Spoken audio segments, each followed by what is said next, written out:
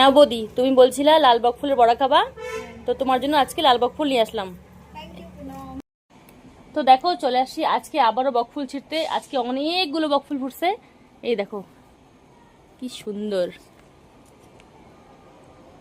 তো আজকে আমি খাবো না, আমার এক বৌদিকে দিব, তো ওনার জন্য আজকে বক ফুল ছিঁড়ছি।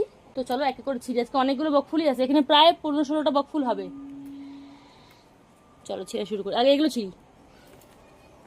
বাবা এখানে একবারে 5-6টা বক ফুল।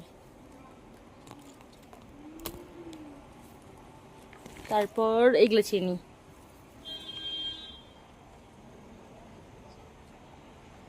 সবসময় একা একা খেলে হবে না, সবাইকে দিয়ে খেতে হবে।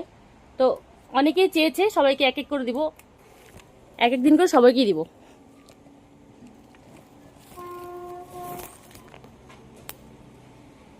এই ফুলটা যেন স্পেশাল, কি সবাই কেন এত আকর্ষিত এই ফুলটার প্রতি।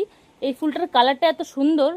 আর একটা রেয়ার ব্যাপার হচ্ছে যেটা, এটা কোথাও পাওয়া যায় না, মানে কোথাও দেখেই নেই কেউ। আমাদের বাড়িতে মনে হয় প্রথম এই লাল বক ফুলটা। সবার বাড়িতে নর্মালি হোয়াইটটাই হয়, কিন্তু আমাদের বাড়িতে প্রথম লাল ফুল ফুটছে, বক ফুল। তো এটাই হচ্ছে ওর মেন সৌন্দর্য, অ্যাট্রাকশনটা বেশি করে এই লাল কালারটা।